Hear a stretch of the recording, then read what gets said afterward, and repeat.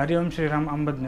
मी ओंकार सिंह कुलकर्णी, औरंगपुरा उपासना केंद्र, औरंगाबाद सिटी केंद्र 4 वर्षापासून बापूच्या सेवेमध्ये आहे.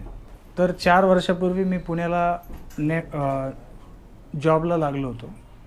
तर जॉबला लागल्यानंतर मला अचानक तो जॉब माझा फक्त 8 दिवस टिकला, कारण की मला पोटामध्ये कावीळ झाला होता आणि त्यामुळं मला घरी यावं लागलं परत.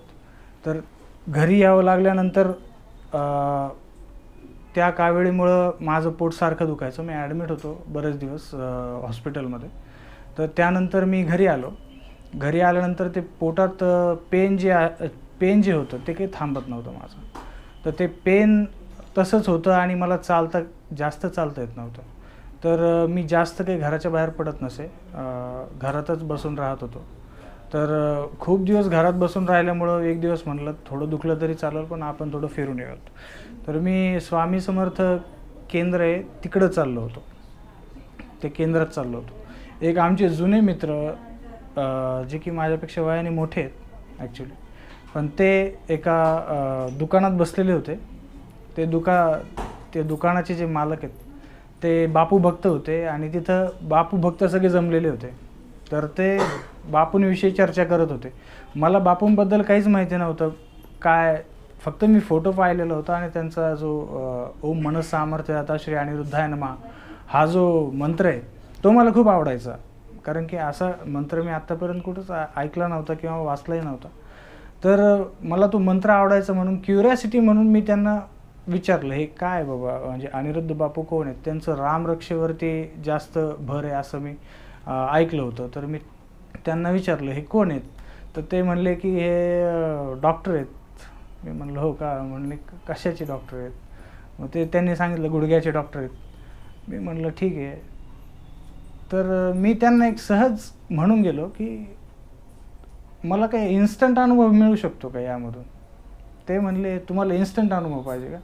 मी म्हटलं हो, मला इन्स्टंट अनुभव पाहिजे. तर त्यांनी त्या दुकानामध्येच वही, रामनाम वह्या ज्या आहेत समजा त्या ठेवलेल्या होत्या. त्यापैकी एक वही मला दिली. ते म्हणे तुम्ही ही वही घेऊन जा. मी म्हटलं ठीक आहे, काही हरकत नाही. मी घरी आलो. दुसऱ्या दिवशी मी वही लिहायला सुरुवात केली. मी जास्त कुठं बाहेर जात नव्हतो, त्याच्यामुळे मी घरी बसूनच वही लिहित होतो. तर पहिली वही संपली माझी. मला वही खूप छान वाटली, लिहायला खूप छान वाटायचं मला.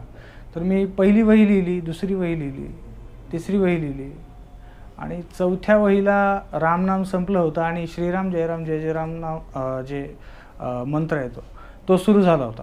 तर 2 पानं लिहिले फक्त आणि जस्ट मला 3 सेकंदासाठी असं वाटलं फक्त की बापू माझ्याशी बोलत आहेत. आणि बापू मला इंग्लिशमधनं म्हणाले की your liver pain is mine. बस तेव्हापासून माझं लिव्हर पेन गायब झालं.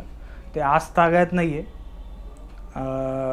हा अनुभव ॲक्च्युली फारच वेगळं वळण देणार होता माझ्या आयुष्यातला, कारण की मला उपासना काय हे माहिती नव्हतं, मला बापू काय ॲक्च्युली हे जास्त काही माहिती नव्हतं. तरीही मला हा अनुभव आला होता. आणि त्यानंतर हळूहळू मग मी बापूंकडं उपासनेमध्ये सामील झालो. आणि त्यानंतर ज्या आहेत बाकीच्या गोष्टी, आरती म्हणा किंवा उपासना केंद्र काय असतं हे नंतर मला कळालं. मला अगोदर बापूंनी अनुभव दिला आणि त्यानंतर मला उपासनेमध्ये ओढलं. असाच एक रामनाम वहीचा एक छोटासा दुसरा एक अनुभव सांगतो मी. आपली जी पापण्यांची उघडझाप आहे ती नॉर्मली जी होते, 1 वर्षभरापूर्वी असं झालं होतं माझं की जी पापण्यांची उघडझाप आहे ती ॲबनॉर्मल झाली होती.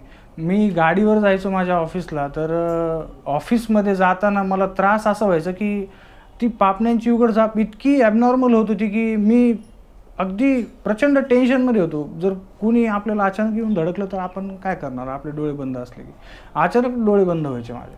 तर मी डॉक्टरकडे गेलो. डॉक्टरांनी मला एक औषध दिलं, डोळ्यात ड्रॉप वगैरे टाकण्यास सांगितले. तर मी ते ड्रॉप टाकले आणि म्हणलं आपण एक काम करू, आपण रामनाम लिहून पाहू. तर मी पहिले 2-3 पानं लिहिले. जास्त त्याच्यानंतर ते पापण्यांची उघडझाप जी आहे ती परत नॉर्मल स्टेजला आली. म्हणजे रामनाम वही जी आहे ती माझ्या आयुष्यातलं टर्निंग पॉईंट जर म्हणलं आपण तरी चालेल. बापूच नेहमी म्हणतात की असा कुठलाही पापी नाही की जो रामनामामुळे उद्धरला नाही आणि असं कुठलंच पाप नाही की जे रामनामामुळे नष्ट झालं नाही. हरिओम श्रीराम अंबज्ञ.